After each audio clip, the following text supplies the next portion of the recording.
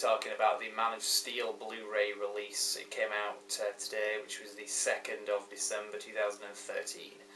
Now, we've had to wait about 6 months for this to come out. It usually takes about 4 months for films to come out from the theatrical release to DVD/Blu-ray. But it's been 6 months in this case. It's been quite a wait, really. Now, there's 3 versions that I've seen in the shops. There is a DVD version, there is a standard Blu-ray version, which is the one that I've got, and there is a 3D version. Now, if you've seen my other reviews, you'll realise I'm not a big fan of 3D. I think it's kind of a gimmick and pretty much a waste of money. But if you're into that, if you've got a 3D TV, by all means get that. But I'm just saying I can't really comment on it because I don't own it. Now, the extras in comparison between the Blu-ray and the 3D version are identical as far as I could see. There was no sort of extra. The only one thing I will say about the 3D version is the case that you get. It's got, I don't know what they call it when you have like 2 images and you turn it kind of sideways and you can kind of see 2 different images depending on what angle you're looking at. But the 3D version has got that on the case. You've got like General Zod one way, you turn it the other way, you get Superman. It's really good, very good design that they had to that. Having said that, the Blu-ray version that you get is very nice as well. I don't know if you can kind of make this out on camera, but it's got a kind of holographic type theme going on with it, and it is very nice anyway, so it's still pretty cool, just on the standard Blu-ray. The extras that you get, fairly basic, just a couple of making of things. There's 2 25-minute long documentaries, kind of behind the scenes thing. And there's one called Planet Krypton, which is presented by Dylan Sprayberry, the actor that played Clark Kent, age 13 in the film.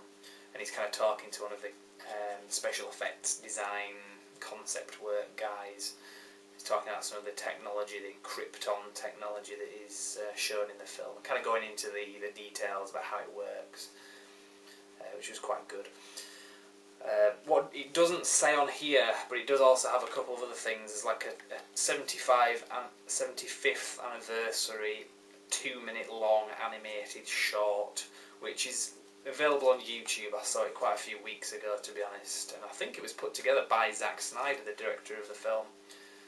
As I say, it's a 2-minute short. It's kind of like a Superman through the years. It shows like Superman circa 1950s with George Reeves in black and white, and it cuts through to the 70s with Christopher Reeve. It plays the John Williams theme over the top of all this. Then it goes through the 90s with the animated series, and then the Hans Zimmer music from Man of Steel kind of takes over from the John Williams version, and then it shows like Henry Cavill's Superman from the 2013 film. And it's all animated, like I say, it's like a cartoon kind of thing, but it's pretty cool anyway. I thought it was nice that they included it on this, because I did see it on YouTube, and I was quite impressed. So now the DVD version, it's a lot. It seems to be a lot less in terms of extras. The 2 25-minute long documentaries that you got on the Blu-ray, it's kind of listed them slightly differently, but as far as I can see, they aren't included on the standard DVD, which is why I bought this one. It's all the same cuts of the film as well, from what I'm aware. It certainly doesn't advertise any of these as any different versions of the film itself.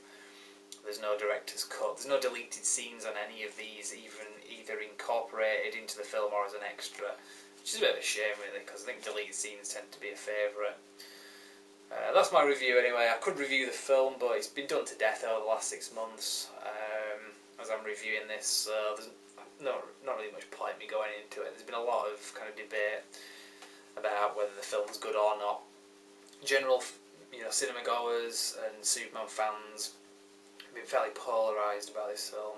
A lot of people didn't like it, a lot of people really did like it, and I tend to sit in the camp of people that really did like this film. So I'm very much looking forward to the sequel. I was going to throw in a bit of sequel news.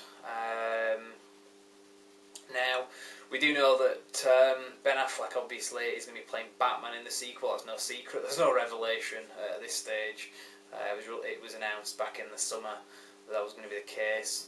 Now, there's been a few website domain registrations recently by Warner Brothers, according to this website, it's not a website that I'm affiliated with, but it's a very good website, and I recommend it if you want news on this kind of thing.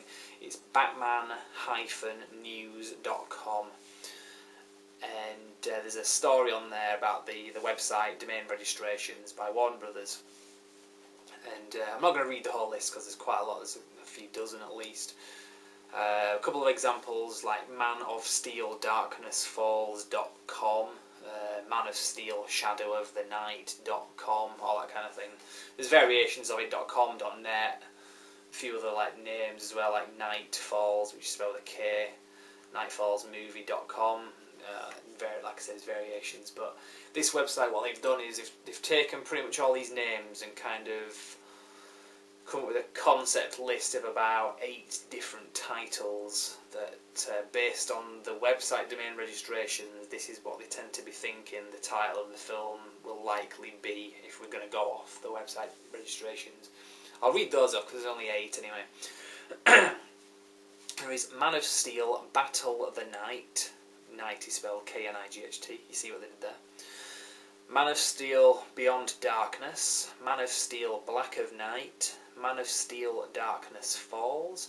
Man of Steel, Night Falls. Again, it's spelled with a K. Man of Steel, Shadow of the Night. Man of Steel, The Blackest Hour. And Man of Steel, The Darkness Within. So one of those could potentially be the title of the film. It's just generally been referred to as Batman vs Superman, because there's been some kind of indication that we're going to see Batman up against Superman in this film. I'm sure it's not going to be like the main theme of the film, it's probably just going to be like one small part of it where they're kind of working at odds against each other. Presumably they come together for the common good. So we'll see anyway. 2015 is when it's released, and I can't wait. I think it's probably going to be the most anticipated film of that year. Whether or not it's the best film of the year, I don't know, but I just think the fact that it's Batman vs Superman on film, first time in cinema history, that's really going to be quite a thing to see. And the fact that it's Ben Affleck again, that was a big controversy.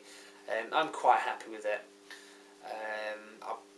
I've never been a massive fan of his, but he's a very talented actor, a very talented film director as well. So hats off to him for doing it, and hopefully he does a really good job.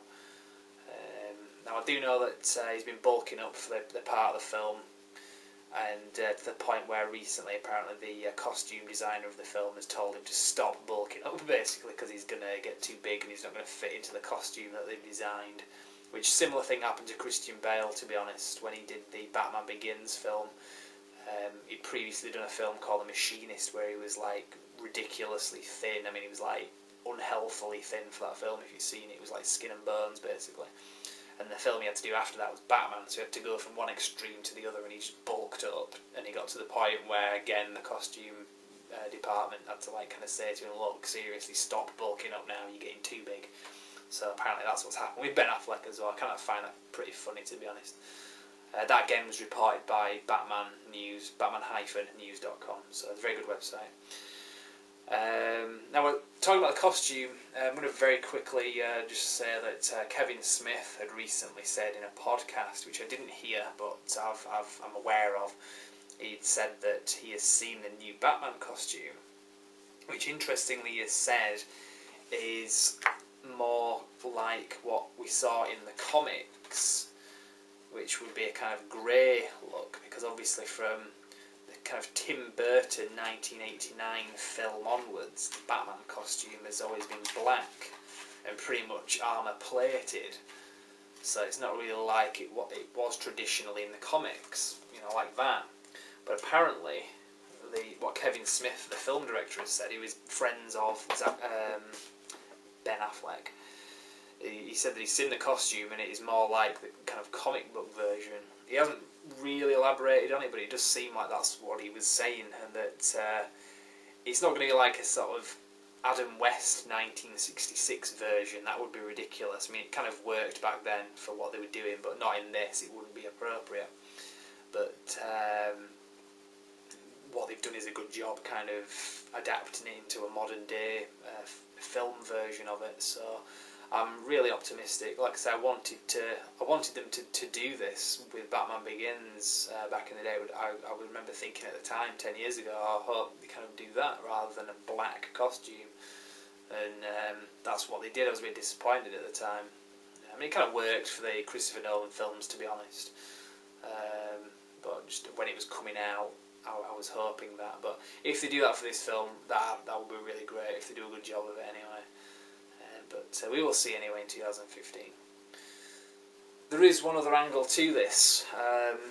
Are they going to go in the Marvel direction like they did with the Avengers and incorporate a load of other characters from the DC universe, like Wonder Woman, and do a Justice League film basically?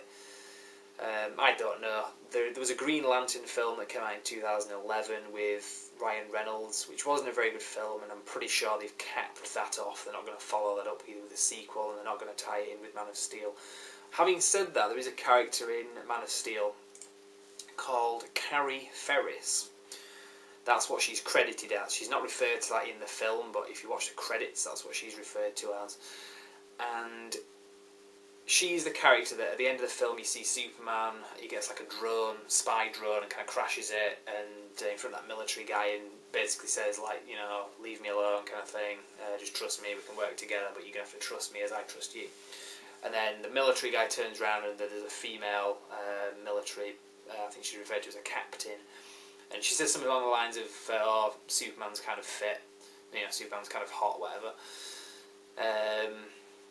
That's the character who is credited as Carrie Ferris. Now, Carol Ferris in the comics is one of Green Lantern's characters from the Green Lantern comics, who is also known as Star Sapphire. Now, Carol Ferris was also a character in the 2011 Green Lantern film, played by Blake Lively, which was a different actress. Now, she wasn't Star Sapphire in Green Lantern, she was just Carol Ferris, but if you read the comics you'll know that that is Star Sapphire. So this character in Man of Steel is called Carrie Ferris, so whether that's just kind of like a sly in-joke, or whether it's something that they intend to follow up in one of the sequels, I don't know. But it's interesting nevertheless. I mean, they did kind of put Wayne Enterprises, there was a quick scene in Man of Steel where you saw Wayne Enterprises logo on a satellite, and when it came out I just thought, oh, that's like a little in-joke, like to kind of say like this is like the same universe as Batman, but it kind of goes no further than that. Well, in the sequel obviously it's going to go further than that, 'cause it's got Batman in, so in theory God knows whether they're going to introduce like further characters like the Green Lantern. Could also include like Wonder Woman and the Flash and all these other characters like from the Justice League, but we'll see anyway as time goes. It's conjecture at this point anyway.